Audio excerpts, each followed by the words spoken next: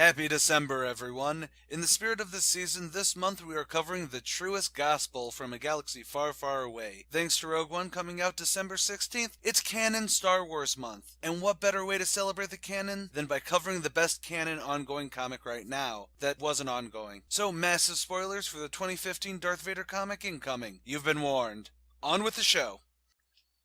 Darth Vader number 15.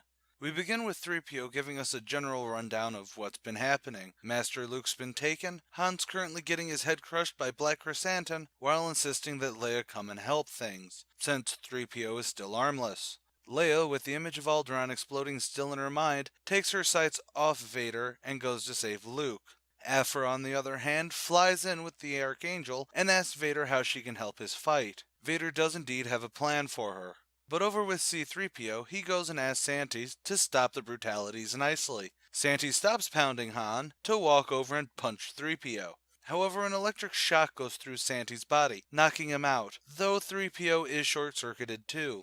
As for Vader versus the Mon Calamari, Vader forces him onto a rock bridge. But through all his smack talk, Commander Carbon doesn't notice the Archangel flying right at him. The ship crashes into him, scattering and breaking apart. Carbon, still alive though pinned down by wreckage, realizes that Vader's quest for the boy is not merely revenge for the Death Star, but Vader tells him that he will never know before chopping him up. So 3PO is brought back up, with Han being surprised that 3PO actually saved the day, but Chewie points to an Imperial transport taking off, with everyone knowing Luke's on it.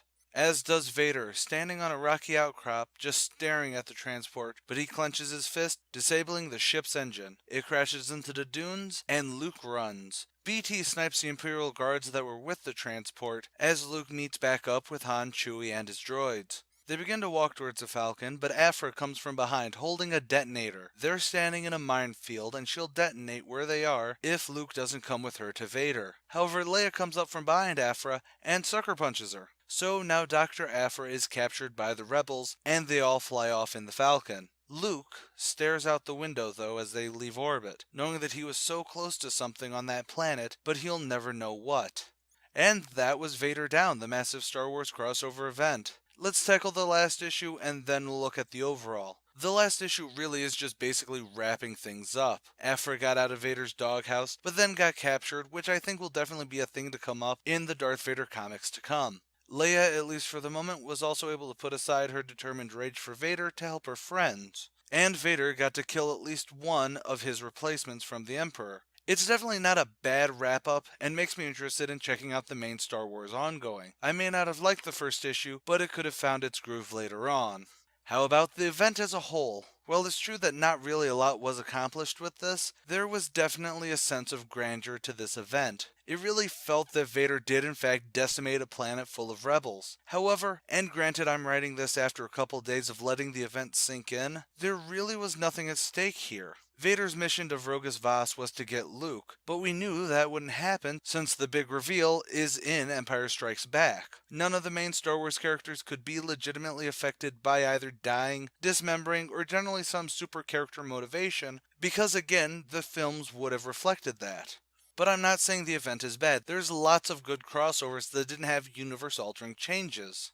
But there's just a niggle about how pointless this really was in the grand scheme of things. Leia's want to destroy Darth Vader really could have been this great character arc, but it was rather anticlimactic with her big "my friends are more important" being her randomly appearing to punch out Aphra, rather than being given a real clear choice. Because honestly, blaster-wise, she could have just pulled the trigger, popped Vader in the head, and then walked away. It would have been really neat if she came to save Han with a "my friends really are more important" dialogue-wise or something like that. Or even the Jedi Temple could have worked really well as its own storyline, maybe with Vader following Luke into them, and then it becomes more of an exploration of the Force in the canon universe, or comparing the idealism of Luke versus the experienced cynicism of Vader. Just something. Basically, what I mean is that while Vader Down is a good, fun read, it almost feels like they had a ton of great ideas and all these plot points that could have worked out, but the story itself was too busy focusing on being a fun romp that all of these elements that could have made this more worthwhile and substantial on a character front just got tossed into being mainly filler. And I know, it's supposed to just be fun, so stop taking it so seriously. That's why it's only a niggle and not a full-blown I dislike this book for it. I really did enjoy this, so take what I said as you will.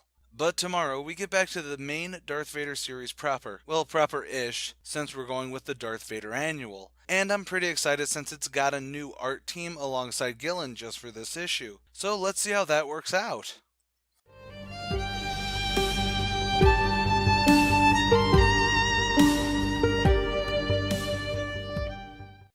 Thanks for watching. If you liked this video, like, share, and subscribe. As always, if you agree or disagree with me, or just want to add your own comments, theories, or criticisms, leave a comment below. Don't forget to check out my other channels, ComicSins and The Archivist, links on screen. I also want to give a huge shout out to Star Wars Explained and Star Wars Theory. I may be talking about my views on Darth Vader comics this month, but both of these channels have been spectacular when dealing with the whole of Star Wars, both canon and legends. Links also on screen. And finally, my credits song is lifted from Taylor Davis's epic Star Wars medley. Check out her channel where she plays some epic violin. And as always, stay golden, Inklings.